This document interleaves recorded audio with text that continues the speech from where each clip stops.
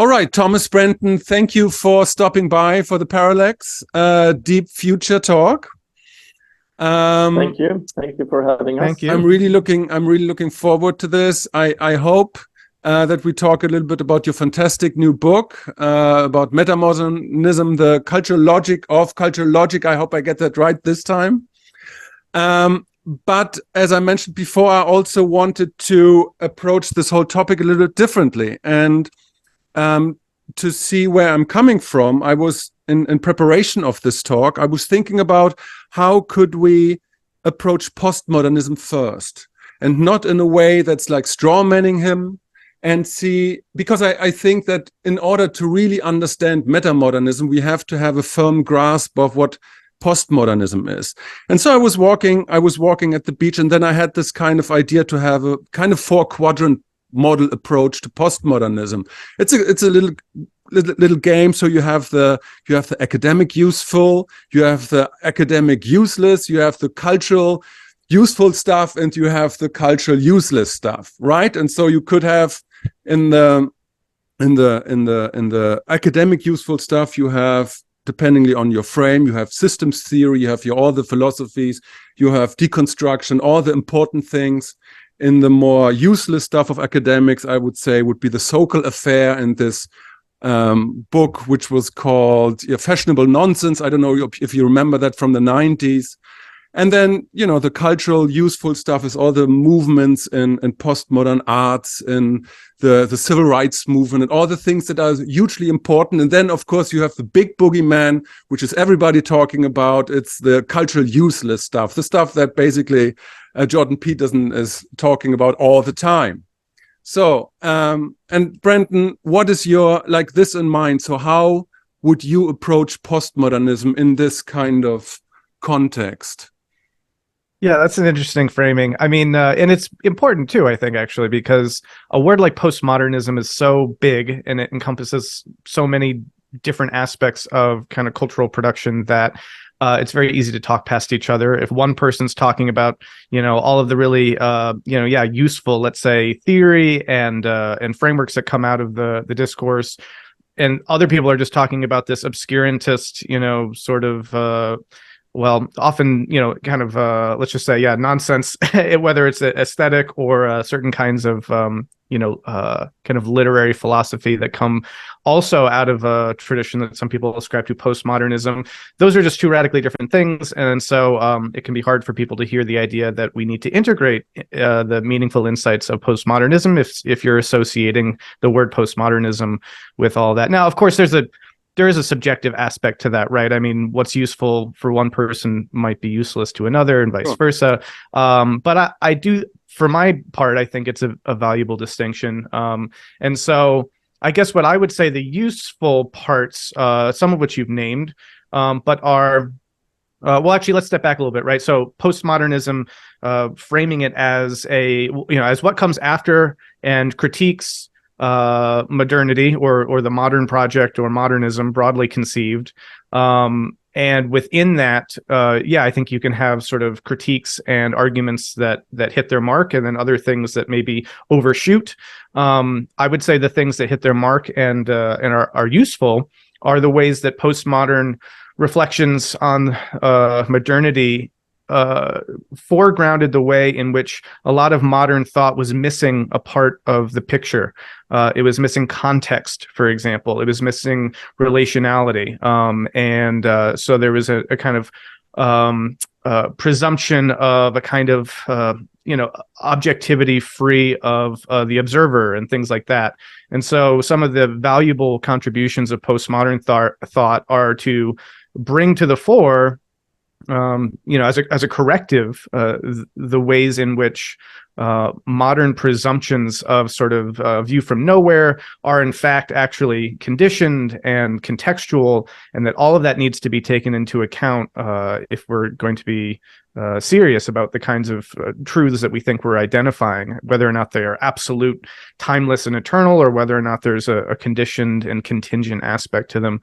So I think a lot of postmodern critique that kind of hammers home on that idea is very useful, and it's a way of carrying the conversation forward. So that for me is big. I think also you named systems dynamics, and I see that as an extension of that thought, which is if we're just working with kind of classic modern science of sort of I change this variable and what kind of result do I get over here? And we add to that, well, actually, this variable is in relationship to, all these other variables, and so is this one. And so we need greater relationality, greater contextual sensitivity. Then we wind up getting a much bigger picture of how things are interacting, and they're not this sort of simplistic, reductionistic, deterministic picture that largely we inherit from modern thought, but that actually we are in a web of relationality, and that to touch this part is to change this part way over here. And it updates our world model, I think, in a very significant and meaningful way to see reality that way and become intentionally much more conscious and sensitive to all that relational wholeness. So anyway, I mean, I could go on and on, but those are at least a couple of things that I would say are legitimate sort of additions of the postmodern discourse as correctives, and useful in a both academic and sort of popular way. But I'll leave that there for now, and we can go dig deeper if you want. I don't know, Thomas, if you want to jump in. Absolutely. I could add to that. And first of all, I should say that I agree with all what Brendan just mentioned, and would like to put even more emphasis on the fact that, as Brendan points out as you point out, Brendan, in your latest book, it is very important from a metamodern perspective to really integrate the postmodern insights. I mean, the postmodern way of seeing the world is a huge step forward and into a more complex way of understanding the world compared to the modernistic way. And I think that is a core insight. And if we are just critiquing the negative aspects of postmodernity, we are doing ourselves a big disfavor. So if I should point at some things that I think have been a big contribution from the postmodern perspective, it would first of all be, the critique of the scientific perspective, and adding the inner perspective to the outer perspective that science is so good at analyzing and understanding, putting the fact that we humans are subjective creatures, and we have an inner world, and we have our meaning making, and we have an interpretation of the world, and that we can use these inner aspects of values and meaning, and then also project them out onto the social world and start to construct a socially constructed world, and to understand how that world is a human construct, and how it still meets us individuals as an objective as an objective fact that we can try to describe by science, but that science is a very limited tool. I mean, natural science is a very limited tool in describing the human world. So I think those insights are super important. Right. My issue with these kinds of conversations is always, the straw manning, postmodernism. It's all about nihilism. It's about deconstruction, where if you look at the whole picture, it's so much more about these two things. I mean, in my feeling, in my estimation, we're so embedded in postmodern culture and the consequences and the accomplishments of postmodern culture, that just to have like a short a paragraph on postmodern, that's nihilism, that's deconstruction, it always seems a little bit weird to me, because it is so multifaceted. There is this element there, but again, there's like civil rights, and there's this idea, we do actually construct our social world to a certain degree, and there are these in a way modern methods that we use to apply on modernity itself. And this is something, Brendan, that you mentioned, where postmodernism emerged as a reaction to to modernism. No, it's like it's a reflection. It's a iterative reflection. I think you called it in your book, right? Yeah, I mean, well, that's sort of one of the patterns that I try to identify, and maybe that's a sort of setup to the Metamodern book topic, in the sense of what that book is trying to do is synthesize and unite a lot of the different strands of metamodern discourse, and to try to talk about what sort of deeper structures are underlying this sort of shared use of this term, and how do these different, sometimes different looking lineages or sets of ideas relate. And so, yeah, one of the notions that I work with a lot is this notion of sort of iterative recursive self-reflection. And so you get you get sort of a process by which you initially are using let's say a lens, and then you're looking through that lens, but then you can stand back from that lens, reflect on it, and then take that as an object. But now you're using a new lens. And people familiar with developmental theory, Piaget, Keegan, and their uses in integral theory are going to be very familiar with that sort of framing of these sorts of things. What I was interested in was that you can see these, or one of the things I was interested in was that you can see that basic sort of process playing out, in these other manifestations of this cultural logic, or at least the discourse about this cultural logic. And so in this sense, to what we're talking about here, yeah, you could see that postmodernism, arguably in its useful context, I would say, does this well when it is applying sort of modern empirical critiques and critical strategies to its own findings. And what I mean by that is, like, I think a good example of this would be like a psychologist studying their students, and they're trying to get a sense of how the human mind operates. And so they have their sample set from their university, people in their class, and then they do the different instruments and they take the measurements and everything, and then they say, oh, this is interesting. We've learned this interesting thing about the human mind, and now we have this sense of how that works. But then a postmodern critique of that would be like, well, wait a second, let's think of the context here. Who are the people in this university context? Who are your students? What are their demographics? What's their socioeconomic status? What's their race? What's their gender? If we're not looking at that stuff, and we're just sort of assuming that this, small sample size is somehow representative of humanity writ large, then we're actually overreading our data, essentially.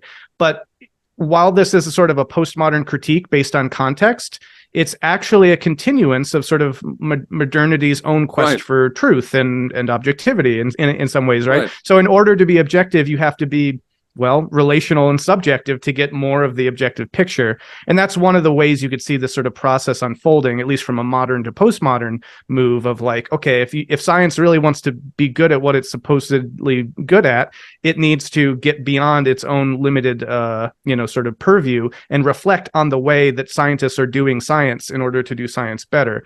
So that would be an example, I would say, of a productive, recursive, self-reflective move that real genuine postmodern criticism is able to accomplish and actually move the discourse forward, as opposed to just other instances where it just stymies and defers into sort of other things. I will say too, I mean, that is worth noting, right? Like, we're focusing on the productive aspects, and I think that's good and valuable. But I also don't want to ignore the fact that there are ways in which some of this postmodern conversation, and you mentioned the so-called affair and that sort of thing, can be dressed up to look like it's doing something like that, but actually it's just sort of obscurantist blather. And we also need people to call that out too, right? So there's been a dialectic back and forth, even between sort of modernists and postmodernists, sort of, calling each other's BS sometimes, and you need that in the mix. Yeah, and I would want to add two more positive contributions from postmodernism, building on what Brendan just said there. So realizing that science, even natural science, is not taking place in a vacuum. There is always a cultural context, and that this cultural context is socially constructed and could have been created in a different way, and that we should be aware of the fact that this socially constructed context always also has a power dimension. So who is benefiting and who is being taken advantage of by the fact that we are sort of naturalizing or thinking away of the context. So that is one important contribution. And the other one is, of course, to point out and realize that ultimately we need to have as humans a foundational story, a meta-narrative, where we are grounding our perspectives into something, because there is no fixed point out there. We thought that God might be a fixed point, but the modern perspective deconstructed God, and somehow we put science and reason there instead as a fixed point for our human world. But postmodernists show that no, reason and science can not be used as fixed point. So without such a fixed point, then we have to ground our human society and our human world in some sort of meta-narrative, and to make us aware of those meta-narratives. And then to move from the positive side of being aware of the meta-narratives to the negative side, because if you then say that, well, religion and God was just a meta-narrative, science and rational humans, it's just another meta-narrative, then you could come to the wrong conclusion that as all meta-narratives are just human constructs, they do not matter any longer. And then you enter into a totally relativistic worldview, which to me is to take this one step too long. Right. So before we go on to metamodernism, there's one tiny little question I wanted to ask both of you. So taking all this into account and talking about this awareness, Thomas, you're talking about narratives or this iterative process. How does it reflect in the individual, let's say? Because we're having it's kind of a philosophical, cognitive kind of discussion about it, but we're all situated in and with the world, right? And we all know kind of what it means to be modern and to be like striving for success. And so, but it's like, how does it reflect within the action of an individual in and with the world? This very postmodern kind of advance that has been made in the last 50 years or so. Well, if I could start, I would refer to, for example, the works of Bob Kegan. You already mentioned Kegan's work and his book In Over Our Heads. So I would say that in this progress of worldviews, going from the pre-modern traditional worldview to a modern worldview to a postmodern worldview, they all put more demands on us as humans. If you were born into a pre-modern world, your position was very much given, and the meaning of your life was given, and you had relatively little freedom, but you were in a place where you could understand yourself in relationship to your life and to the universe. Then moving into the modern world, that puts more demands on you, because there you are really supposed to make your own life. You are supposed to invent yourself. And that is something that all of us humans are able to do, but we cannot do that at birth. This is something that we hopefully develop throughout our adolescence and becoming adults, and moving, again, using Bob Kegan's language, from a socialized mind into a self-authoring mind. But of course, those demands that you should really come up with your own interpretation of the world is putting much more cognitive and emotional demands on us. Then moving on to the postmodern world, where there is absolutely no guidance of what is right or what is wrong, or what I should believe, or even what I should strive for, or even what my identity is. That of course, creates a huge amount of freedom, but also puts enormous stress on us as individuals and also on us as society. And that is why I think it's so important to understand that as humanity progresses through different worldviews, it is also important for us humans to work on our inner capacities and our abilities to actually navigate those more and more free, but also more and more complex human worlds. Yeah, and I guess picking up from that, I would just note that if you think about what is demanded of a person cognitively, and then obviously also emotionally, in the sense that they're deeply interwoven, to really operate those worldviews at sort of with the full complexity at which they were sort of devised, let's say. And I believe Keegan makes this point in the book in Over Our Heads, where these are ideas. Speaking of postmodern discourse, these are ideas coming out of advanced academic circles, reflecting on culture. These are intellectual notions of assessing culture, deconstructing it, considering all the sort of complex ways in which we do construct reality, and then thinking about all the variables and the factors that go into that, and sort of I think operating at that level is it makes a lot of cognitive demands to really hold those ideas with the kind of nuance with which they were devised. And yet the way culture sort of is always barreling forward, these ideas sort of become they permeate society and become sort of the new default norm, the new kind of worldview that sort of, if you're being enculturated, this is kind of what you're expected to pick up.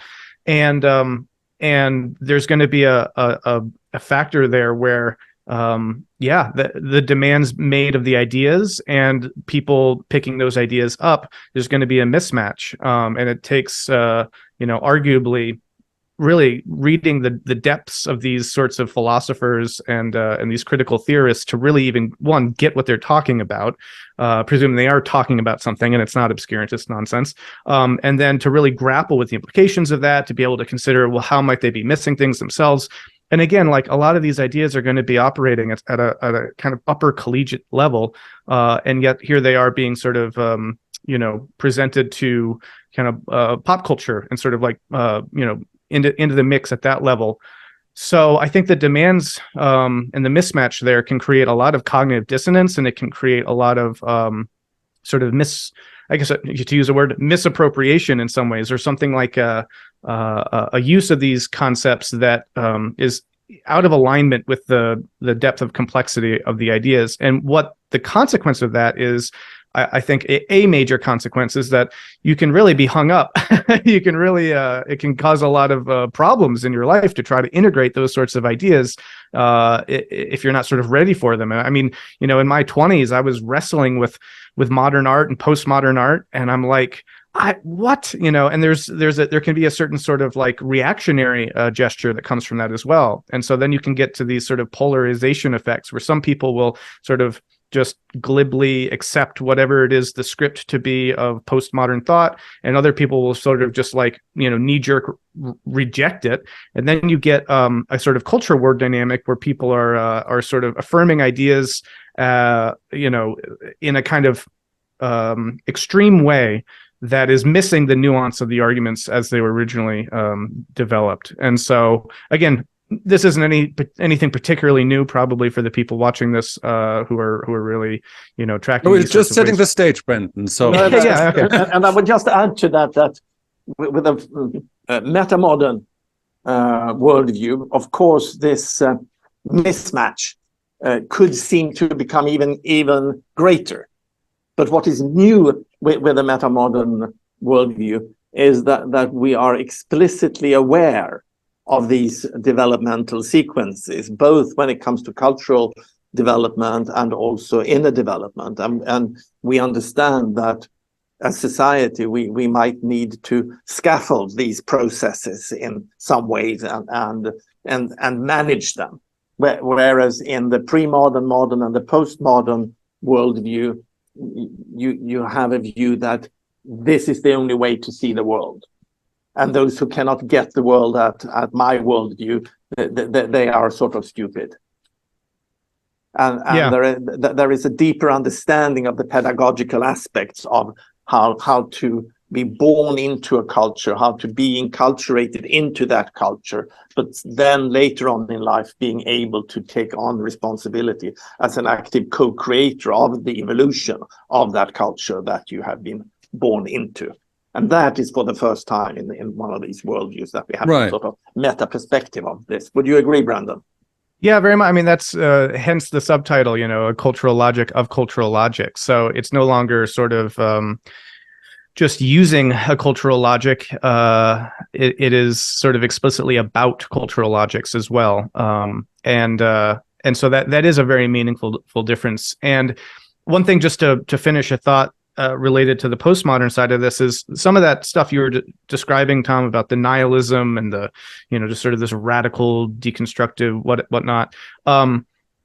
Viewing postmodernism purely through that lens, and I mean, like, just totally through that lens, is I think a sign that people might be only grappling with sort of a simplified version of it, right? That there hasn't been a full integration of, like, well, what gets you beyond that way of looking at it, and so we kind of are confronted with the danger of reifying postmodernism as this sort of boogeyman of nihilism and relativism, unless we're ready for all that other stuff that comes with it. And so being aware of these sorts of dynamics, as Thomas but most mentioned. people reacting on the negative aspects of postmodernism are not really, of course, reacting on the negative philosophical aspects of postmodernism, but rather the effects that we can see of postmodernism in our society today. And those effects are, in many cases, quite a caricature of the postmodern philosophy, but that is what is most obvious and salient to us in society. I would like to go back and ask again, because we have to use Wilber, and you explicitly do not use Wilber in your book, which is great, by the way. But I mean, it's a good example, because he uses these ideas of lines that you have on every stage of development, right? You have the cognitive line, you have the emotional line, you have the volitional line, and everything. And on all lines, the stage shows itself in a different way. And we're still talking about the philosophical aspects of what postmodernism means. And I was wondering, so what is the postmodern volitional move that you can identify in an individual or person? So it's like, because in my understanding, the typical modern kind of way has the subject-object difference. I'm the individual. I have to be strong in the world. I have to be successful and do this stuff. And this is very easy to identify. We all know this. We all have an image and an astute understanding of, what the modern move is in relationship to, let's say, pre-modern understanding of stages. So again, how in short words, how would you describe the postmodern identifiable move that is observable in an individual? Like, he has a complete different understanding of how he relates. I think you said that already, to the environment, on context, and maybe Thomas, how would you describe that? How do you identify the typical postmodern individual in the best possible way? And not want to strawman him, but but that depends again on what model you are using for psychological development. And again, I'm the first one to point out that in this very, very complex field of cultural evolution and individual consciousness development, I usually say that all models are wrong. We should remember that all models are wrong, but some are useful, at least in some contexts. So one way of answering that is that I most often encounter the postmodern worldview with individuals who have more or less just been socialized into that worldview, meaning that they do not completely embody it cognitively or emotionally, but they have been socialized into it, and that they are in a socialized mind. And that is, of course, a completely different way of being a postmodern individual than if you are holding that in a much, much more fully understood and fully embodied way. We see very few individuals out in society that really embody the postmodern perspective, I would argue. So if you're looking at the person who is socialized into this, that person could still have a very, very strong ego, the same ego as we associate with the modern person, as you just described the person. But it's just that there are different values and different virtues that you are signaling to protect and to build your persona.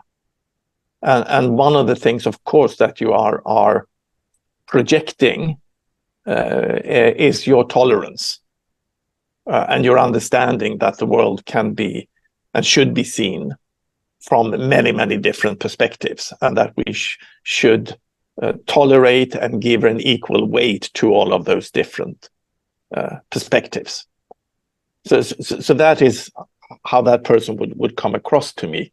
But that would not be a person who has genuinely adopted a postmodern worldview. That would be something different. But I see them very, very, very seldom. Brendan. Yeah. No, I think that's a really important distinction to make. And so one way you can see some kind of typological similarity, though, is you could think about a script of just purely at the external level. What are the sorts of things that people are saying? But keeping that in mind with everything that Tomas just said, that can be coming from very different sort of lived realities of that, and the depth of sort of the nuance of understanding those ideas. Now, if you were to look for someone who really is, operating with a sort of postmodern cultural logic in a way that really gets the depths and the nuances, that I would think of someone maybe like Cornel West or someone. He's a brilliant academic philosopher, incredibly well read. He's an activist. He's a thinker and a doer, and he's out in the world trying to name systemic injustices, but I think aware of sort of the deeper realities there at a very complex level, in a way that matches sort of postmodern discourse level of complexity. Now, what's interesting though is you compare some of the language maybe that a Cornel West uses with, say, just an undergraduate protesting, at a war protest right now. You'll hear similar words, similar slogans, similar ideas, but that 18, 19-year-old and Cornel West are going to be operating in different conceptual domains of complexity. And I would say someone like West is working with that cultural logic, fully able to operate the machinery of it, whereas this undergrad might be more just sort of more to what Tomas is getting at, which is sort of just socialized into these ideas without having grappled with a lot of the nuance and the complexity that are behind them. And so surface level, you can say, oh, this is postmodern, but then you really got to dig deeper and see the meaningful differences that exist there. And there are very important meaningful differences in terms of how, are we actually making space for different perspectives to have their voices heard in a kind of equal shared dignity way? Or are we just trying to yell and berate people and, make people feel guilty and try to think that we're having a change on something because, we've done some kind of small social virtue signaling gesture? These are radically different activities, but they might be using the same scripts. So unfortunately, in a lot of the conversation, these things get elided and conflated. And when what people mean by postmodernism, is going to include both elements, but predominantly it's going to feature material from, the sorts of socialized versions of these ideas rather than their full nuanced depth. Fantastic. Okay, now we're moving on, finally, to metamodernism. And so the question really is, what exactly happens? Is it a negation of what came before and a negation of the fallacies of postmodernism, or is it an escalation of the positive aspects of postmodernism that leads to the emergence of a new kind of worldview, a new kind of understanding of the world? Well, I guess I'll do the quick thing, and I'll leave the depth to you, Brandon, as you have just recently written this fantastic book.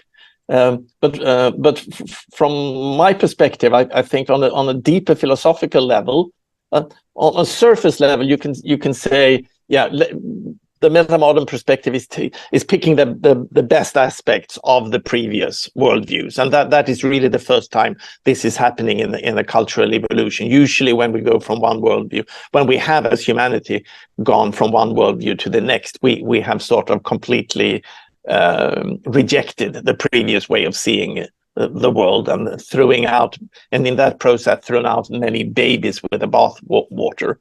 So on a surface level, you could say that it is picking the best aspects of the previous worldviews and adding a meta understanding of the process and adding a process view to that.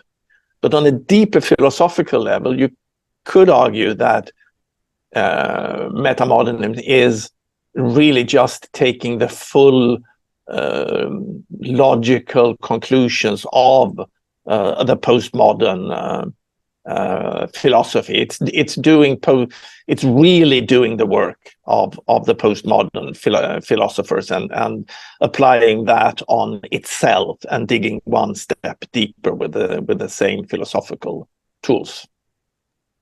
Yeah, I mean that was sort of the approach that I was using as my guiding framework in this book. And again, coming really from an angle trying to synthesize what I was seeing in the discourses, right? It was sort of like, what do these things have in common? And what I kept seeing in all of these metamodern conversations was an attempt to move beyond postmodernism by means of postmodernism. And so I think any kind of metamodern anything is going to be doing something like that. Or you can almost say that definitionally anything that does that is, let's just call it metamodern.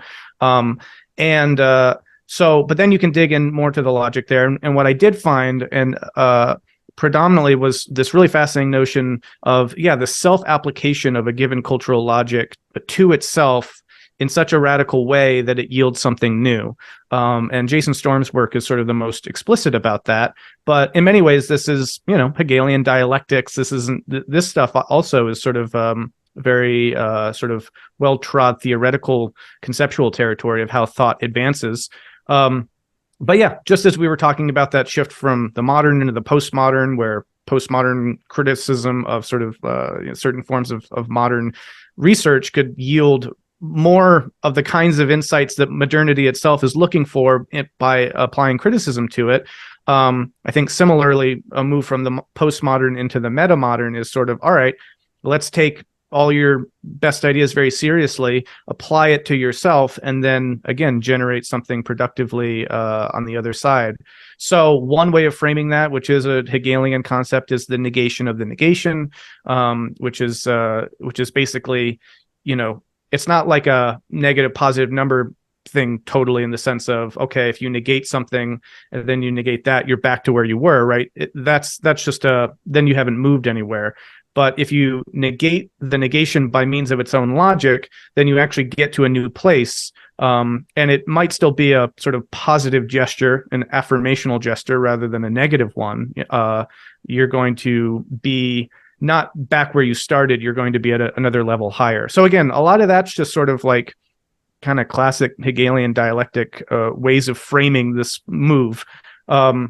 But I think the idea is that, most richly, if you take some of these ideas about some of the insights of postmodernism, relativism, skepticism, deconstruction, right? And then you say, all right, what happens if you relativize relativism? What happens if you are skeptical of skepticism? What happens if you deconstruct deconstruction? This is a recursive, iterative, self-reflective move that when you do them, you're going to end up somewhere new, and you're not just going to end up, in a pre-postmodern situation. Now, philosophically, I think like someone like Jason Storm's work does this very explicitly and does it very well and very convincingly, and I highly recommend his work. One of the arguments that I try to make in the book is that these ideas are also found in complexity science and sort of the frameworks that we get in new ways of thinking about systems and system transitions and phase transitions. And I talk about Tomas's work in that context in that chapter on complexity. But then you can also see it happening in the arts, which is where the word metamodern really showed up for the first time. And you can see that, actually, you can interpret these things as being a consequence of the same move. So once you're in that world, and of course, obviously, there's the Hansi Freinacht work as well, which is building on very similar kinds of logic.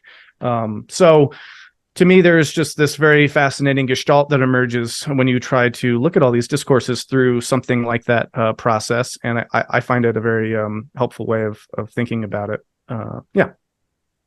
That's fantastic.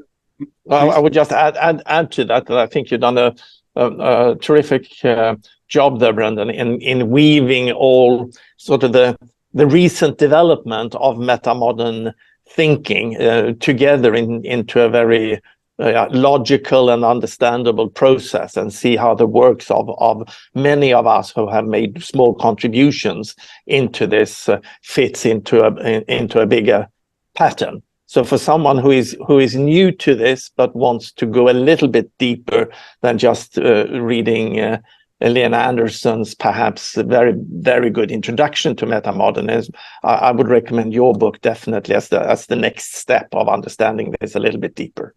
Thank you very much. I really appreciate that. I would like to zoom a little bit into what both of you said. This specific recursive iterative process that you mentioned in your book, right? That sounds an awful lot like autopoiesis, basically, right? Which is great.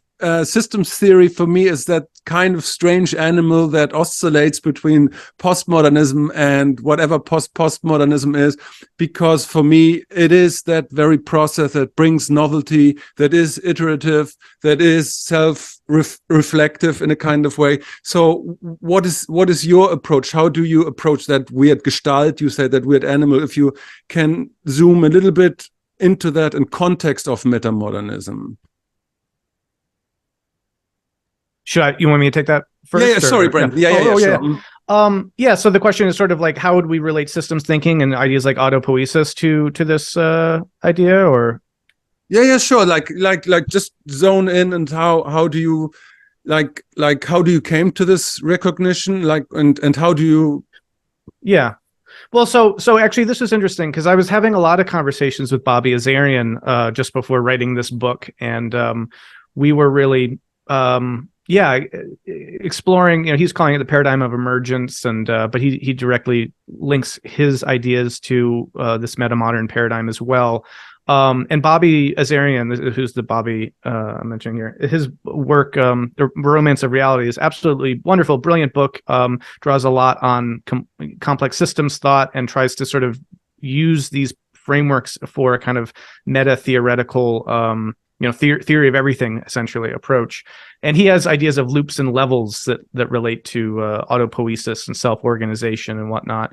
And in a lot of our conversations, it kept coming back to just, we see these patterns, these sort of meta patterns that show up at all these different scales, right? And we see them, in individual cells, but we also see them in superorganisms, and then thinking of culture as a superorganism that is engaging with its own sort of looping, leveling, autopoietic dynamic is sort of, it was, let's say, it was an idea that was in his book and that he found very compelling and a very helpful way of framing all this. And it just ties in directly again with like the ideas that Tomas gets into in his book, The World We Create, where we're thinking about sort of culture as as unfolding, as evolving through dynamic phase transitions. And so all these ideas were just out there in the air. And part of what I guess I also find so fascinating about this, right, is that like these are the processes, we are aware of them, and yet in metamodern discourse, people are talking about them both as content, as being important that we should be aware of, but also as explanatory dynamics that help us understand the emergence of metamodernism itself. Do you see what I mean? So there's a way of understanding the emergence of new cultural logics through these dynamics, and yet the content of this most recent cultural logic, metamodernism, is about recursive emergence and sort of self-organization in these complex structures. So there's a very interesting meta level dynamic to all that, which is kind of hard to wrap your head around. But I think it's important for understanding then what we're seeing, because then we're folding into the usual stuff of cultural logics, the conversation around cultural logics themselves, which again gets us back to this notion of a cultural logic of cultural logics.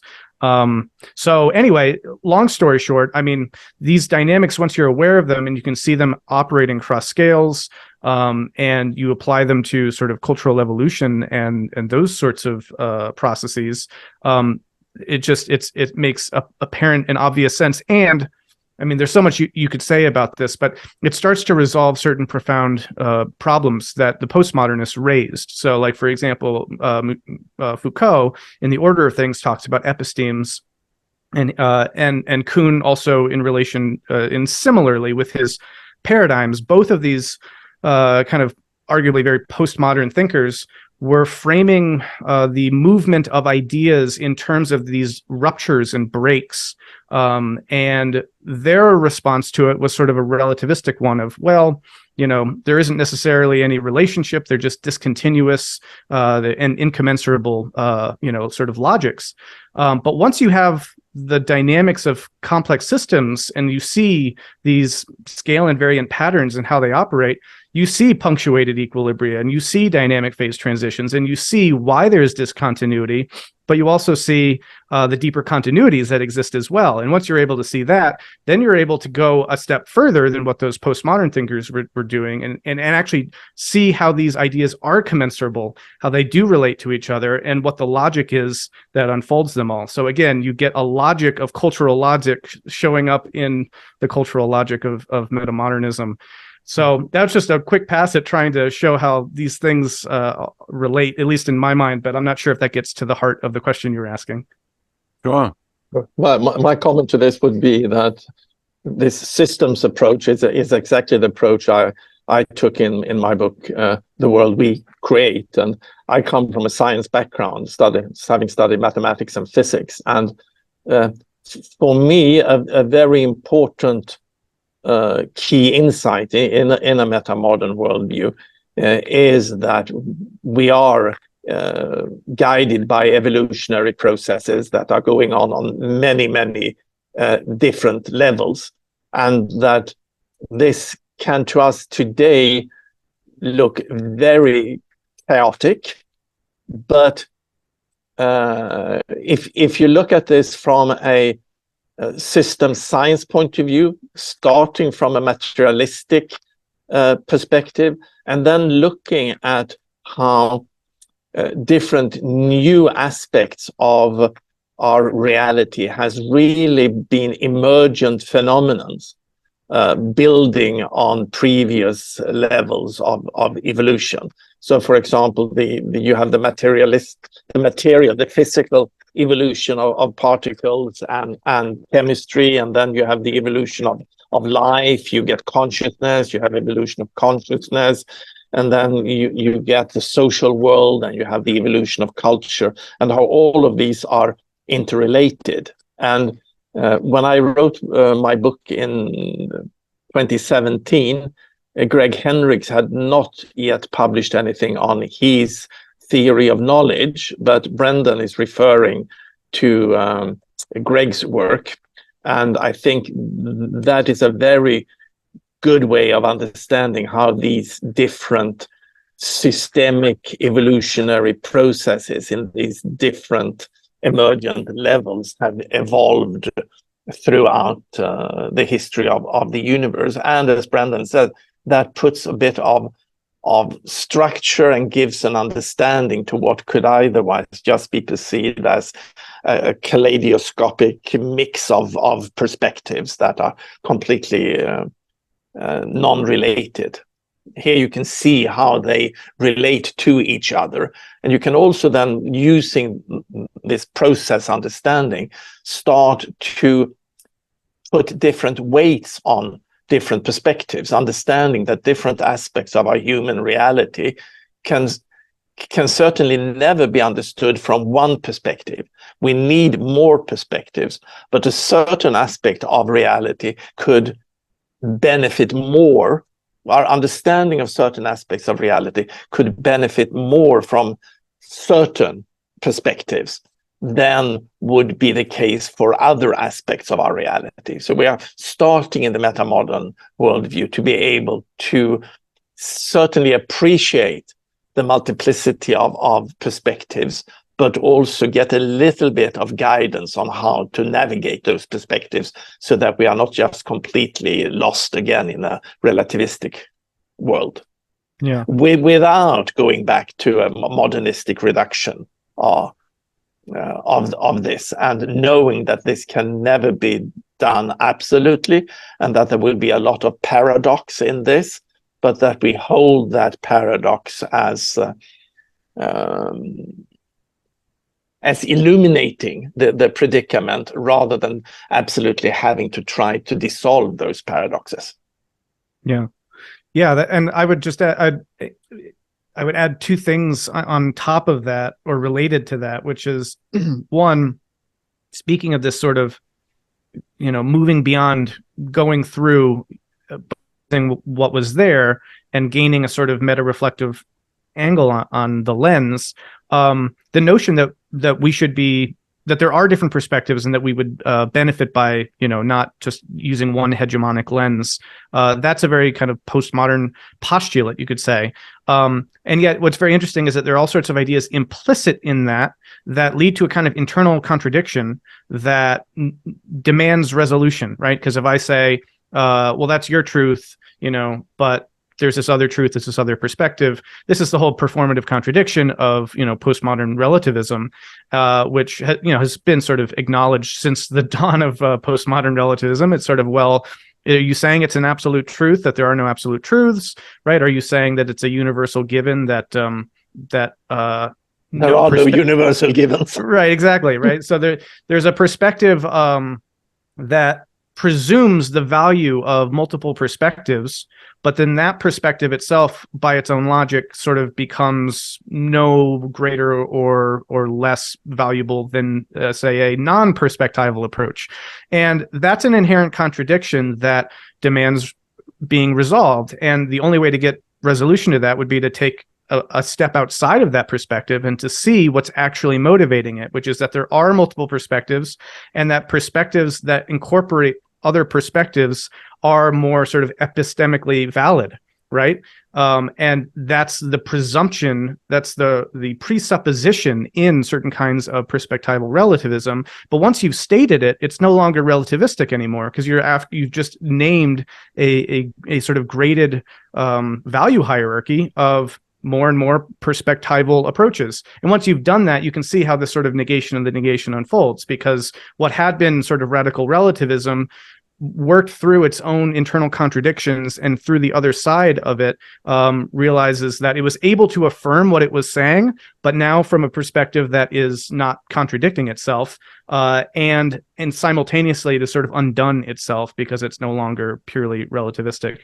Hope that makes sense. Two, though, you were noting that there's a kind of postmodern element to systems thinking, and or I forget exactly what how you framed it, but it is fascinating because in the latter half of the 20th century, right, you get the emergence of systems thought, you get the real sort of flowering of real complex system science in a big way, and arguably the second half of the 20th century is really, the cutting edge is really thinking about systems. And you see this in philosophy as well, right? And context, right? To bring it all back. What is a system? It's like the broader context in which multiple nodes are operating and influencing each other, instead of just focusing on the nodes. So you've gained the systemic appreciation of reality, and therefore also the ability to critique systems, to identify them, see their faults and their failures. And so you get systems activism and critiquing the system, etc. So there's something kind of deeply tied to postmodern critiques that use systems thinking as part of their sort of intellectual paradigm. And at the same time, though, once you're aware of systems, you create the possibility where there can be systems of systems, that there can be a broader context for even those systems to be situated within. And arguably, I think what we're seeing is how, yes, maybe there's the initial flourishing of systems thought in postmodernity, but arguably metamodernity is where we see the systems of systems, and that we're seeing the meta-systematic way in which these different structures are situated, and gaining even further context on that. And so, Hansi Freinacht makes that point very explicitly using certain kinds of developmental theory and whatnot. But I think that there's something very compelling about that idea that there's a next level, there's sort of a second order systems thinking, I guess you could say, is going on here, where we're not just using intra-systemic thought, we're using trans-systemic thought. And I think that metamodern thought is very indicative of that level, that sort of perspective. Well, I would also just recommend for someone who is new to systems thinking. I mean, this can be very abstract and very complex, and we must keep in mind that what we are talking about here when we are talking about system is not engineering system. It's not boxes and arrows, even if it's super complex. No, we are talking about living systems, and we are talking of autopoiesis and those aspects. And if someone wants to start understanding this way of seeing the world, I would highly recommend Fritjof Capra's and his co-author, whose name I've forgotten right now, book A Systems View of Life, as a very good introduction to this way of thinking. And I would also say that at Perspectiva, we are thinking a lot about these things, and Jonathan Rowson has written some very good articles in this space, and we have as a tagline systems, souls, and society, pointing out that yes, it's this type of living systems we need to see the world from, but we also have to add the inner perspective, the soul perspective of this, and then realizing that society is, as postmodern philosophers have pointed out for a long time, socially constructed. Society is not something that is given to us. It is something that we create. Right. So in your book, Brendan, so what you're trying, because you're talking about a systems theory of a different order and metamodernism, but yet at the same time, you try to find some common element in the different families of metamodernism, the different strands, the different philosophical approaches. And that is very dear to me, because, I mean, we're all like kind of in this field where it's like there's integral and there's metamodernism, there's a different school now. There's polymodernism and digimodernism and performatism and all this. And I always have the quest or the search to look what is that mimetic code at the center of all of it. What is the metamodern or the postmodern move, let's say, that emerged, and I, for myself, and again, this is very subjective, and this is of course also a shorthand. I always like the saying from Raoul Eshelman when he says, when we pretend that something is true or beautiful, true, although we know that it isn't, because truth itself has been deconstructed, but we have this hopeful kind of vision and this hopeful kind of idea to act as if something is true, although we don't know if it is. And for me, that's a perfect shorthand that I find in integral theory, that I find in all these different strands. But again, that's subjective. But I want to put this question out there: how how do you guys approach this question? And especially Brendan, like, what did you do in your book? How did you approach this question of different? What's the common element of metamodernism? Could I say something? Could I say something sure. first? Just framing the question even more before we let Brendan answer, or perhaps comment in the way saying that when I read your book, one of the great takeaways for me was that you're actually having a metamodern approach to this thing. You are looking at the evolution of the metamodern question from a lot of different perspectives, from a lot of different thinkers and authors' perspective, and you are trying to put these perspectives beside each other and actually show that they make sense. So you are helping us to make sense of all these different perspectives, rather than trying to perhaps boil down this to some sort of simplistic core. Yes. Am I reading no, that's right? Perfect. Actually, I was just going to say that basically, which is that one of the things for me that's fascinating and important, I think, to appreciate is it's sort of like that picture, I guess it's a meme now, where there's a shape, right? And from one shadow on the wall reflecting it is a square. On the other side, it's a circle. On the other wall, it's a triangle, or, because the shape itself is some kind of, it's like a cylinder that has like a pointed bottom. Yeah. So you've seen that, right? And the inside, the point there, right, is that, well, depending on perspective, you're going to get sort of reduced versions of this sort of hyperdimensional object that will have their own internal reality and logic to it, depending on sort of what angle you see it from.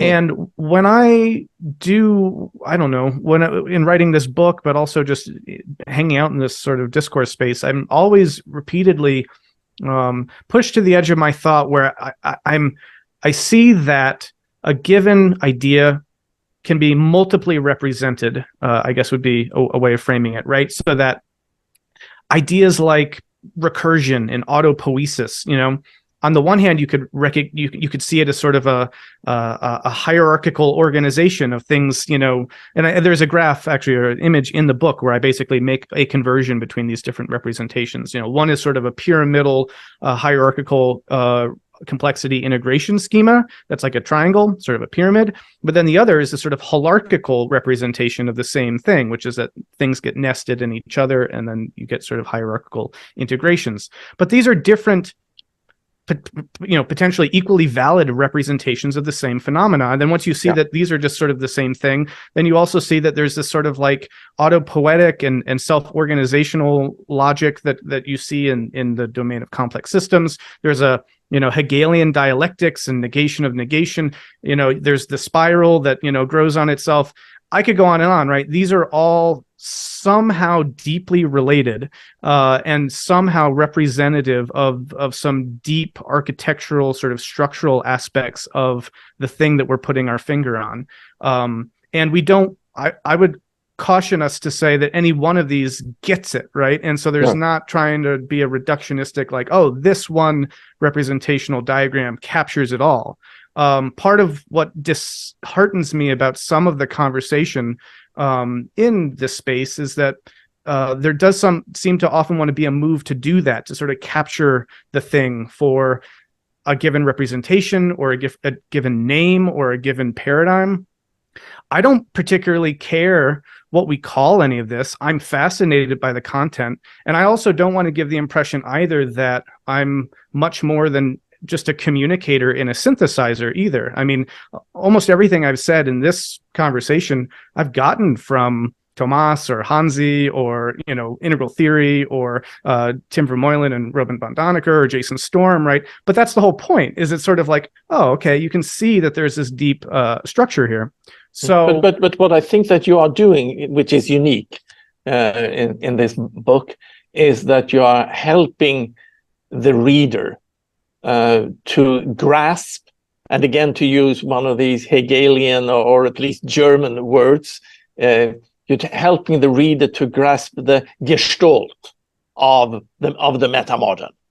there is something there when you put all these perspectives together, and you are helping the reader to at least create one sort of synthesis or gestalt out of all these perspectives. And I think you're doing that in a very good way again. And when you're speaking about it now, it sounds very complex, but your book is it is on a high philosophical level, but it's not that complex and difficult to read. So thank you. Again, I could recommend it not as an elementary introduction, but as a second step to really try to grasp what this is all about. Definitely. Yeah. And that was very much a goal too, was that how do we make this sort of as simple and digestible as possible, that people can just get it, and it's not without making it too simple, right? As Einstein suggested that we do with things.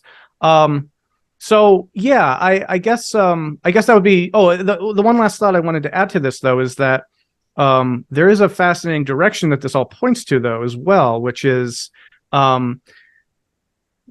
and sorry, this will be sort of a maybe abstruse thought, so we can let it go after I say it. But in the same way that you need a higher dimensional space to be able to sort of unite those different representational figures into the same thing, I think we're all kind of gesturing towards some space like that moves beyond even what we're talking about, right? Is that there is a way in which even all these deep meta-theoretical structures have their own deeper structure, that if we could kind of stand back and see that, we would say, oh, okay. And this book was put out through ARC Press, which is the Arch-Disciplinary Research Center, which is trying to do some of that stuff, right? Which is like, okay, we have a sense of the metamodern to some degree. What's the next level beyond that? Or what's the next level beyond meta-systematic thought, And I guess what I'm just saying is that you do get the sort of topology of frameworks. So once you see how they relate at that level, you're no longer sort of quibbling over, well, is it this or is it this or it's this? You see that there's a sort of even higher hyperdimensional object, that they're all part of the same thing. Hopefully that makes sense. But I say it too because, one of the aspects that I think this book, and thanks, Tomas, for your, positive review and thoughts on it, but I also feel like it's been something of an utter failure, to the degree that I really hope that it would kind of bring the different groups together, right? And we could be like, hey, yeah, we are having a big conversation, and we're using different sort of local frameworks to talk about maybe something that has a deeper structure. And unfortunately, I haven't seen a lot of that. It seems to have coincided with sort of a deeper entrenchment of some of the specific No, but strands. it's recent, and I hope that the book will have this effect. But we shouldn't forget one important thing when we are talking about metamodernism, and I would like us to come back to the question. Can we still, even we've speaking about all these perspectives, can we still point at something? What is the metamodern move? What makes all these different perspectives metamodern, really? But first, we should recognize that, metamodernism is a new way of seeing the world. It's a new worldview, but it can contain so many different ideologies within that worldview. So we must remember that in modernity, both, for example, communism and neoliberalism are two perfectly modernistic ideologies, and they are still modern, but they wouldn't dance together. And we will see, and we have seen the same, of course, and many have pointed out that in the postmodern.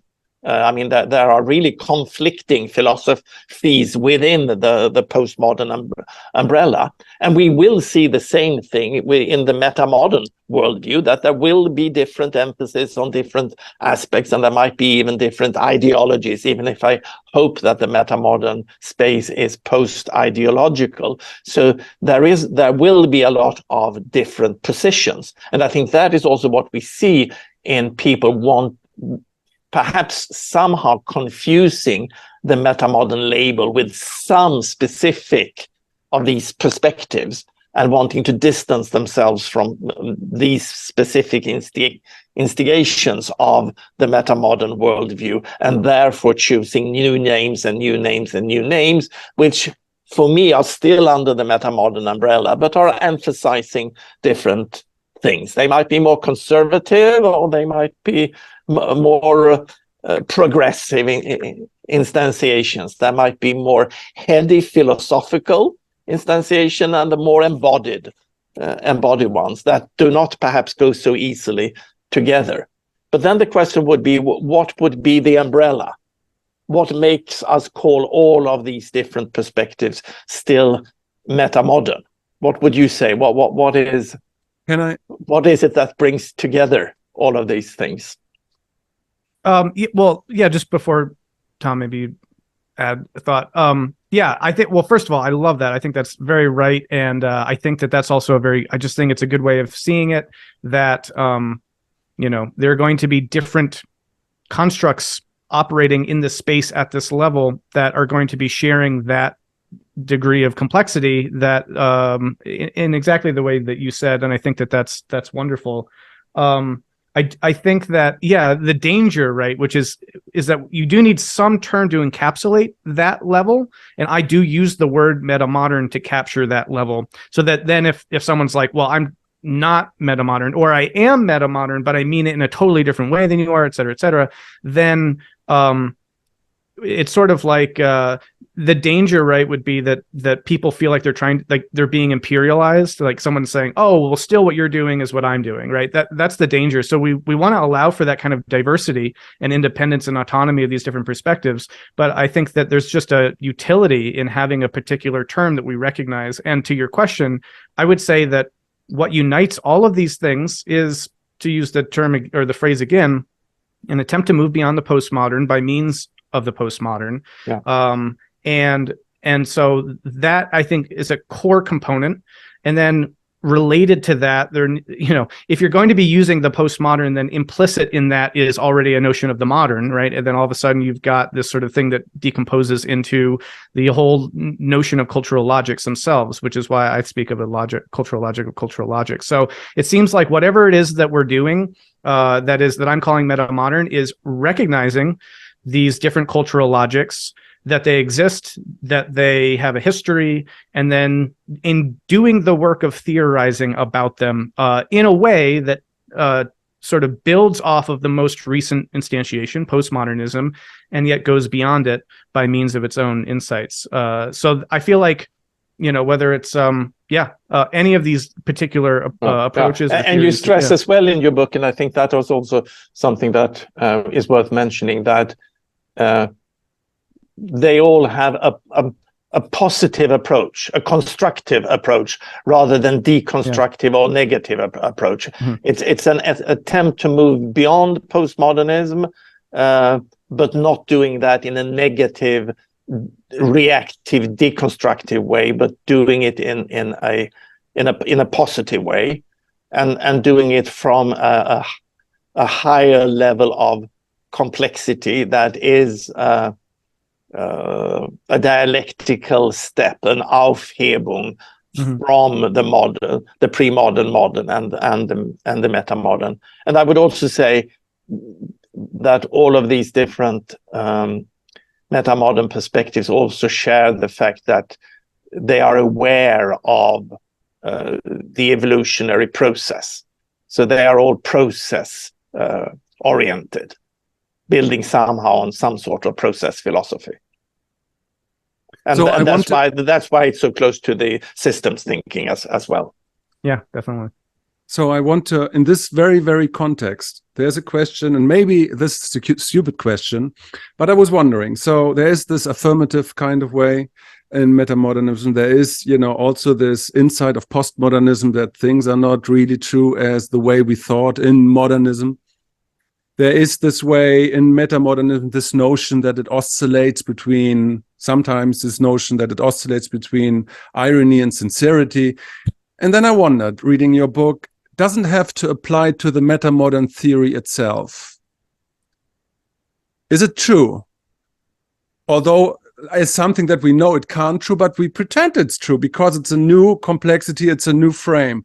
And then I was asking myself, is the way and it's not a critique. It was the thought, because the thought was, when the postmodern philosophy came up, the whole way of describing postmodern philosophy changed. It was not the modernistic kind of, we approach that in a normative kind of way. There was suddenly a new kind of philosophical literature appearing that was trying to capture the new context. So the content and the way it was described was completely new. And I was wondering how much, and Brenton, I don't know if you thought about this, but how much the way to use a modernistic approach to describe metamodernism is enabling, and when it is, limiting.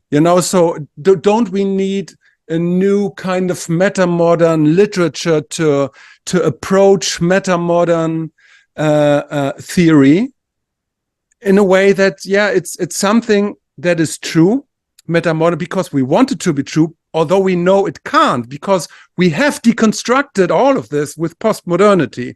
And so these are like two kind of questions that are in my mind. I don't know if you get what I'm saying, if it's complete nonsense, but well, let me give you my take on the question, which will take us into some interesting territory, I suppose. But so you could almost say, all right, once you're working with sort of this postmodern notion of, we can deconstruct things, and we can see that, paradigms are, situated in power contexts, and that, well, here would be, I guess, the way you could frame it. Cultural theory is itself situated in power contexts, and it has its own influence on society. I mean, it's part of the double hermeneutic aspect of sociology, right? So, like, we can't, we're doing a kind of modern head in the sand thing if we're ignoring the power contexts of our own cultural theorizing, right? So one way of thinking about certain aspects of metamodern projects is, what pragmatic implications do they have for changing society? Which hypothetically would be, that's not what cultural theories are supposed to do or be a part of. But at the same time, if we're really taking the postmodern critique seriously, we realize that that's unavoidable and sort of always part of the mix. So let's be aware of it, and then let's try to think about it intentionally. And so then you get into the dynamics of, let's look at metamodernism and metamodernisms from that angle. I think that that's an important analysis to do, right? Where we can consider what is gained and what sorts of systems are attempting to be sort of promulgated or propped up by whatever this new cultural theory paradigm is about. Do you see what I'm saying? And so what I'm getting at is that there's a very kind of meta level way you can look at all this, which is that metamodern discourse is having a political impact in the world that some of it, which might be fully self-conscious. And I think our modernist, and let's just say that our modern side is sort of not keen to acknowledge that, right? We just want everything to be pure theory and objective and everything, but we should own it, right? We should own the systemic influences that our own theorizing have. And we can even think about cultural theory as a political project. Now, these are at least things we should interrogate and be asking these questions, right? And that would be a fascinating conversation to have, the different thinkers in these different strands to acknowledge or to talk about. I guess for my own part, I will say that because theory has implications in the real world, when we do need to take it seriously, I do think that metamodernism, if it can be successful in generating a new paradigmatic approach to our current intellectual issues where progress is stymied, and to political issues where progress is stymied, in so many areas of life where we're sort of stuck and sunken. If they can have a pragmatic impact, then that would be sort of an aspect of the utility of using a single word or a given paradigmatic structure of approaching a thing. Divorced, you could say, even from its truth content. And again, I want to acknowledge, I mean, this is broaching a topic that we would really want to sink into. It's also a dangerous topic to bring up because it's very eminently then sort of easy for critics to be like, oh, see, they're just doing another power play, or this is all just some, political project, or this is all just some whatever. But it wouldn't be. It would just be acknowledging that if we're actually postmodern, we acknowledge that there's going to be some political ramifications to whatever our paradigmatic cultural are going to be suggesting, and we're just conscious of those and aware of them. So you can see where I'm not sure if that gets to the. You haven't really answered. You have evaded the questions. It was a good answer though, which leads to the next question. But I mean, the question really was, do we need a new language to describe metamodernism? Like, if you look at Foucault and Baudrillard, or they designed a new language to approach philosophical questions, because it was clear that the modernistic mindset was not sufficient to describe that. And so, do we need a new language to describe the complexity of what metamodern and the arbitrariness of that project, because if we're talking about cognitive complexity, we have to contend with the fact that it is true and not true at the same time, this project, right? And language has to reflect that in some capacity. Maybe not, but just... but I think this is happening. I mean, this is happening. There is a new language being developed, and certainly we need that, or at least we need to define certain words in a more careful way than we've been doing before. At the same time, I mean, it's also super dangerous to get totally into your own bubble of a new language and a new way of expressing things. So if we do not in parallel develop our ability to talk about these things also in a plain language that is understandable by non-philosophers of our time, the normal intellectuals, and even some parts of the general public should be able to understand what we are talking about. And there is the other danger then of oversimplifying and using a modernistic or even a postmodern language to describe these new things. So the way I usually handle that tension is to be careful to have projects and initiatives that are firmly situated at the different levels. So we do need philosophical and scientific articles, and I hope that your initiative there, Brendan, with a new scientific journal for metamodernism, that could be a forum where we would really have a very well-defined philosophical language that might even to some extent be new. But then at the same time, we need different initiatives, different venues, pods like this, where we would need to be able to talk about this in a modernistic or postmodernistic and a language that is understood by the non-philosophers as well. Otherwise, this would become just a meaningless bubble project. Yeah, no, I think that I totally agree. It needs to be translated into different dialects, so to speak, different languages need to be used in metamodern context to talk about metamodernism, you could say. As to the notion of like the postmoderns invent their own language and whatnot, I mean, that's part of, I think you could say, something that we can, in its most egregious forms, actually move beyond, right? Because I think where people do start to identify some of those useless aspects of the postmodern discourse, right, is like where a lot of like I don't know, some people love Lacan, but I'm like, and there's just so many words and jargony terms and everything that I mean, good luck trying to do anything but create some kind of very esoteric group of people who just want to study your texts all the time and try to see if you even make any sense, let alone try to change the world and make it, more sustainable and healthier and more flourishing, right? So I think that people are invited to do that sort of a thing. In some ways, there's a cheeky element that I do in my own book around this, right? Like I develop phrases and terms like toggling and eternal recursion and the triple hermeneutic and dimensionality, right? But I do that self-aware of the fact that partly this is a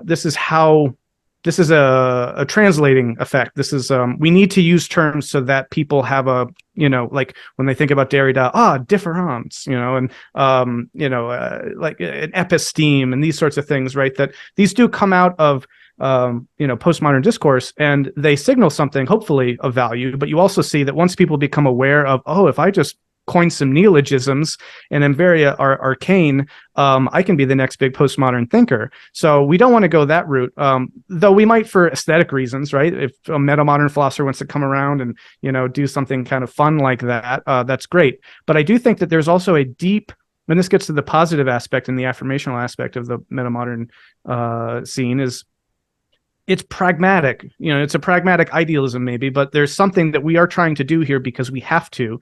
And we haven't talked about the meta crisis at all, but that's the context in which, a lot of this stuff is happening. And so there's something a bit obscene, right, in retrospect about a lot of the postmodern flights of fancy into sort of their own languages. When you look at what was happening in the world and what we were sort of setting ourselves up for at that time, there's sort of an abdication of responsibility to sort of improve the world and actually speak to large numbers of people to try to set up real institutions in the world, etc. So so I would say that can be part of it, but I do think that there's a sensibility shift from just sort of engaging in sort of forgive my language, but sort of an intellectual masturbatory act of reading arcane philosophy versus going out and trying to change the world, hopefully for the better. And I do think that that's I was just thinking, it's like, again, is there a possibility to move from a more descriptive way of approaching metamodernism to a more operative, a recursive way of using language to apply the principle that it is, describing or that is embodying? And is there a way to create a language that is more, that is transcending the distance between text and content and reader, let's say. I don't know how that would work, but I mean, the idea is, it's like, that the act of reading a book is the act of changing the world, because it starts there, and then you have to find a way to create a new, work with more injunctions. So I don't know how that could work, but it's just a feeling that there's a potential there. I totally agree. Sorry, just real quick. I'll just no, actually, I've said enough. You go ahead, Tomas. No. You go. I'm having a last comment on this, but you can respond on that. Yeah, I guess just briefly, I want to say, I think Hansi's work is sort of a gesture in that direction, right? It's like, it's not just talking about metamodern philosophy, it's doing metamodern philosophy in a metamodern way there are these playful antics, and there are different kinds of approaches where you can create, psychoactive literature that's sort of enacting the thing so that the form and the content go hand in hand together. I do see things like pseudonymity being a part of this. This is a big part of my work, where you have these characters where people are expressing their perspectives from, and then it's up to the reader in a kind of Kierkegaardian way to sort of, be the subject that has to navigate between those different perspectives. And there's a whole way, in fact, I think Eshelman talks about the theology of Jean-Luc Marion as an example of performatist art, essentially, because there's an enactment of transcendence in the work itself. So I think there should and will be, a greater synthesis of the aesthetic elements of metamodernism and its sensibility and the communication of the ideas. So I'm all for that, and I think that that's something that we should explore and ought to. And I guess you could speak of that as its own sort of language, but it's right. It's more like a content thing. But anyway, those are just a couple of thoughts on that. My final comment was just that inventing new words is sometimes a way of distancing yourself from a previous, not just language, but a previous logic. So how can we distance ourselves from the modernistic logic and the postmodernistic logic, perhaps without inventing a lot of new words and difficult language? And I should also say that I sometimes see a risk when we are trying to explain metamodern thoughts in an accessible way, that we fall back a little bit too much into a modernistic logic when we are doing that. So we should try to. So yes, new language could be necessary, but watch out for the old logics, and that we really need to not fall back into the old logics. And to quick up one more thought on that point is that, let's say you do succeed in generating some new language and new terms. In the same issue that we find when we were talking about postmodernism in the world of sort of being, most people that we would think of as postmodern is just sort of a socialized postmodernism. There's sort of a script rather than a logic, right? And so, if we're engaging in a discourse that's even more complex than the complexities of postmodernism, then you're going to see the same phenomenon, and you're going to see people using the words without having the logic behind it. And there's both a utility and a great danger to that we should be aware of. And there's something that sometimes even creating that distance can be a hedge against, the dangers of that occurring, I guess is what I'd say. In the end, we all have to live in this world. And so you mentioned the meta crisis, Brendan. I think that is a big topic that we're not that we're not opening here. But being in the world, how do we make metamodernism profitable for the individual? How can the individual profit and make a living and transcend, and to use Ken Wilber's words, transcend and include capitalism in a kind of way? Because that's kind of a biggie. Because we're all, independently of what we're doing, and what kind of philosophical ideas we have, we must contend with the fact that capitalism is so embedded in this society that we can't escape that. And so how, for somebody who enters the metamodern world, what are the ways, what are the perspectives in order to, to find a way to make a living within this new context? So I could say something first there. So first, I think that it's not often enough expressed when we're speaking about the metamodern worldview, that one of the important postmodern insights that we really take to heart is the fact, which I mentioned at the beginning of our talk, that a large part of our human world is socially constructed. And when you're talking about the market and the capitalistic system and all of that, this is not something that is given by God or a natural phenomenon. This is a relatively recent human invention that we constantly reinvent every day through political lobbying process and other things. So for me, at least my version of metamodernism is very aware of this fact, and that we do need, in response to the meta crisis, a deep systemic change, and a systemic change that is on such a deep level that we need a worldview change in order for this to happen. So that is one aspect. So we need to have a systems change, and with the technological development, and we haven't even touched today on technological development and metamodernism and artificial intelligence and what is happening in this field, and what will the world look like in 5 or 10 years. Apart from saying that whatever is coming out of this will probably be emergent, and we cannot tell exactly what it will be like, and we cannot guide this process, but hopefully we could facilitate this process. But until we have such a systems change, which might be quite soon, we have, as you point out, to live in this world. And can we use metamodern thinking and still make a living in this world? can we do that without solidifying and reificating this world even more? So, I mean, should we as metamodernists distance ourselves from this world and try to bring a system change about? Or should we apply ourselves in this world and try to use these tools for more systems optimization than systems change? I mean, I think those are very important philosophical and moral questions. But certainly, if you have a deeper understanding of the world, if you see the world in more perspectives and can start making sense of the world in a deeper way, you will have an advantage in this world.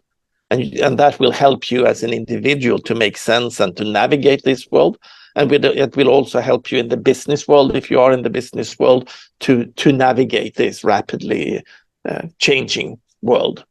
But whether we should use these perspectives to do that, or if we should concentrate on the more transformative aspects, which will hit us sooner than we expect anyhow, if for no other reason because of the rapid technological development. I don't know. I probably don't have anything particularly insightful on this topic to add. It's not my forte or my specialty.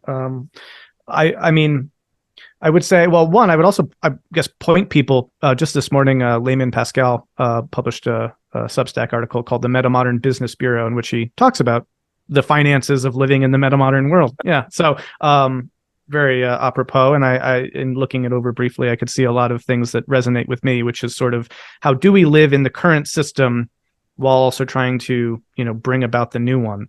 I think that maybe one of the insights we can gain is that, taking history seriously and taking sort of cultural evolution seriously and development, that we probably, how do I say this? Yeah, it is a difficult topic to get into with, sort of like this is my one shot to talk about the whole market aspect of this whole issue. I guess one thought I wanted to just bring in was that people have often noted this sort of cannibalizing aspect of our capitalist society, that it has this incredible ability to take even the things that should undermine it and then kind of turn them into a product. Right. And so like, I love seeing these ads, for example, for t-shirts of, Karl Marx and Che Guevara, sold to you for $18 a pop, sort of a thing. Right. And the fact that people can be totally oblivious to the irony of consumerist, communism or something. So it has this capacity to always sort of metabolize its own critiques and then make it part of itself. And I think we should take that seriously, because it might gesture that there's a deeper logic than just what we tend to think of as capitalism going on there, that there is, and maybe this would differ somewhat from what Tomas is getting at, is that there might be some complex dynamics that are going into those phenomena occurring that we could see as being a way to leverage the problem towards its own solution. And I guess I just mean, right, it's like, do we need to change the system, or do we need to change ourselves? And then if we change ourselves, will the system work better, is sort of one way of thinking about the way that transformation and development would fold into economic change. One instantiation of that, for me anyway, is that I think people operating in metamodern spaces aren't captured by sort of the consumerist meme. And they also aren't captured by the sort of rebellion postmodern meme of, some kind of radical destruction of capitalism, that we need to sort of engage in these kind of old class warfare dynamics, right? That both of those memes sort of just kind of ping right off a metamodern thinker broadly, because they see that these are deep structural systemic forces at work, that both of those are sort of missing, right? And so the consequence of that, at least as I see it, is that a lot of people engaging the metamodern discourse are sort of constitutionally not subject to the incentive structures that we tend to think of as being the most corrosive and destructive aspects of contemporary capitalism.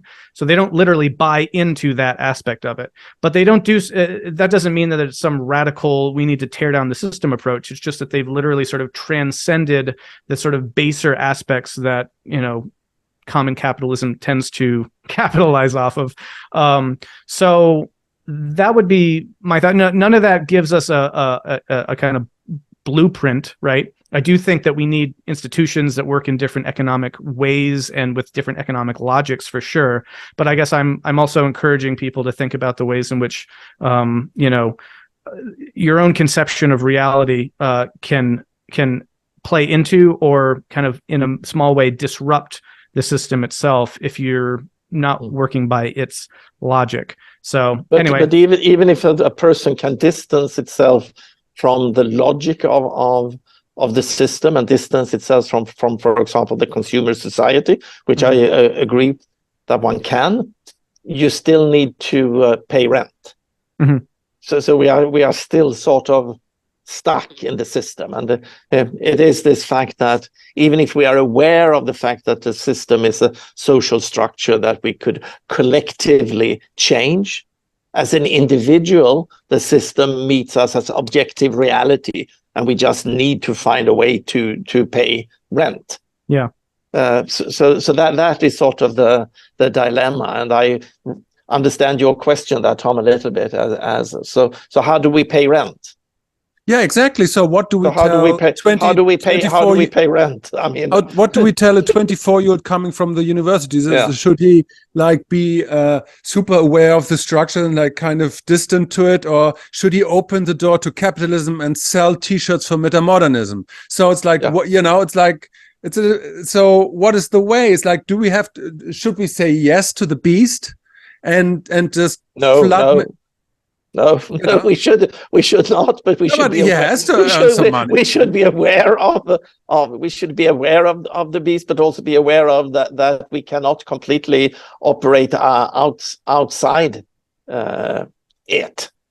So how to find that balance? I think that depends a lot on your personal situation. I mean, if you have a family with kids and you're in the middle of your career, then you are much more sort of stuck in the system and have to adopt to the system, even if you're trying to work from a metamodern worldview. Whereas if you are a student or have not formed a family yet, or if you are retired, then of course you are much freer to sort out your life on a low cost basis and be freer from the demands of the system. I mean, we all seek recognition, and we all seek a place in this world. But on the other hand, it's like there's no better affirmation and incentive than money.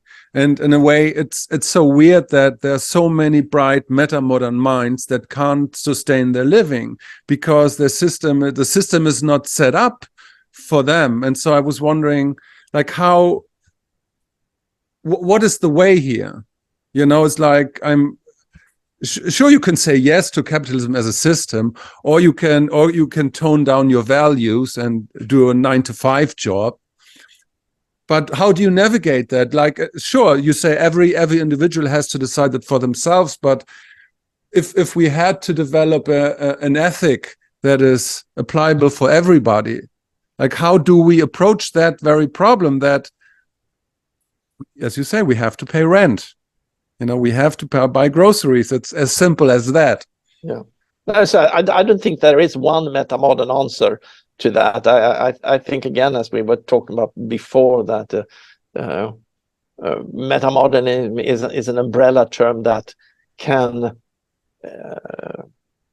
contain many different individual approaches to life. And as we are still in this capitalistic, modernistic world, I can see different approaches to this, depending on your own personal philosophy, but also your own personality profile.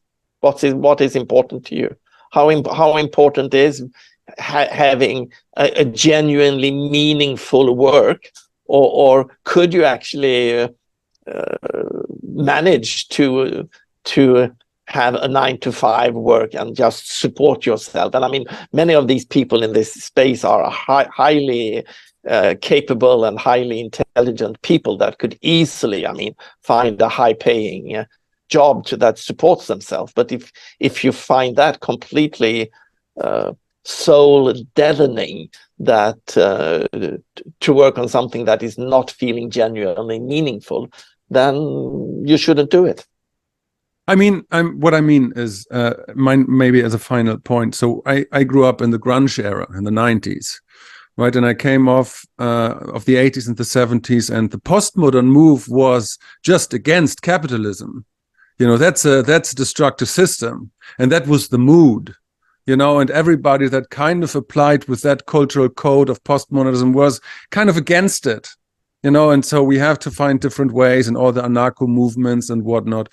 And so I'm still wondering, how would you frame a metamodern mood towards capitalism? Is it an affirmation? No, but it's awareness. Be aware. Be aware of the system and navigate it consciously at the same time as trying to support the transformation. And I think my bet is that with the speed of technological development we see now on many different fronts, not just on the AI front, I think this problem will become much more acute, but it will look very different in just a couple of years. I would give this system right now a lease of 5 years at the most. I think in 5 years' time we will have to approach these questions that you are putting in a much more practical way. Yeah, and I would say, yeah, I love the way that you frame that, Tomas. The idea that you live within the system as best you can and as ethically as you can, while doing what you can to your small individual part in this broad system to try to shift that center of gravity into something better. And people will find different ways to do that. I personally do think that trying to find an ethical 9-to-5 job with relatively minor demands on your cognitive capacity, so that you're free to do other kinds of work that are helping the transformation along, is the best approach. At least that's the approach I take. I have a 9-to-5 job, and I am always, part of the reason I'm always at my computer is because I'm also always partly working as an editor. So that works for me to be able to also write these books and do this other thing. But it is also very context dependent. But I would say that there are, well, two things. One, I do think that there are some general guiding principles that are at least caught up in this. I don't think it's it'll all depend on the individual. I do think that once you're aware of the system and you see how the system operates, that there is an ethical response to that needs to be taken seriously, in the sense of, I can't do certain kinds of work. You know, one can't just say, oh, I'm working towards a metamodern future at the same time that they're, I don't know, directly working to help,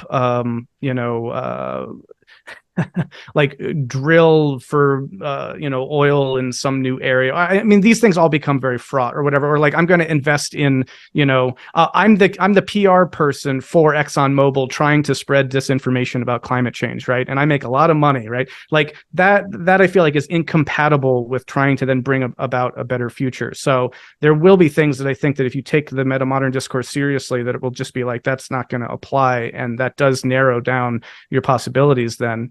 I wanted to say that. And the other thing I wanted to say is that I think we should also be serious about the fact that while it's easy and maybe cooler to be like, oh yeah, down with the system, down with capitalism, what are the consequences? What do you have to show? What do we have to show for that approach, right? Like, okay, yeah, we can all slick our hair back and listen to punk rock music and say down with the man, but then how does that change the world, right? Where it's more destroyed and exploited, and this extractive, destructive thing is more powerful than ever. So I think we need to be real about that and consider that sort of checking out because you get it or whatever is like not a solution either, that you have to work with deeply fraught problematic systems if you're even going to have a hope of changing them. So we need to be a lot less extreme and absolutistic about these things, which is partly why I checked myself, right? I could conceive of a situation where someone does work for ExxonMobil, but they're trying to, bend that arc slightly towards something more sustainable. And maybe that is fully justified. So we need to be very gracious with each other too, while also trying to have a meaningful ethical compass that's informed by complex systemic relational thought that is aware of the fact that when you affect this node, you affect this node, which means that what I consume and the work that I do impacts people in, all parts of the world and all animals in the world as well. So I guess I just wanted to make those 2 points. Thank you. Thank you, Thomas, that you took the time. Thank you, Brandon, that you took the time too. That was a fantastic conversation. I hope you had some fun. Absolutely. Thank you so much, both of you. Thank you both very much. This was a great conversation. I felt like we got to some deep stuff that I don't think anyone's ever touched before. So that was very exciting. It felt a bit pioneering. And thank you so much, Tomas, as well, for your work. And if people are interested in this book, they can get a slight, just a touch of an introduction to Tomas's work in it. But I think that your book is also fantastic as well. Thank you for this opportunity, Tom, to have this awesome trialogue.